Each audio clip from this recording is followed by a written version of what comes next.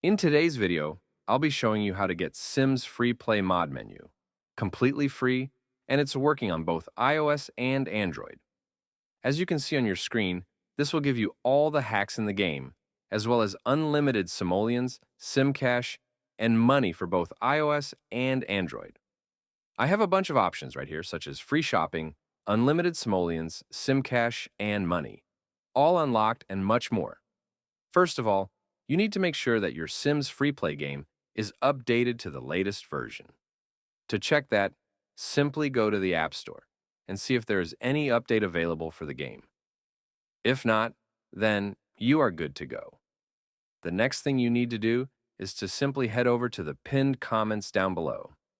There, I explain exactly where you can get Sims FreePlay Plus. So, just head over to the pinned comments, leave a like if this method worked for you at the end, and that's it. See you all in the next video. Bye-bye.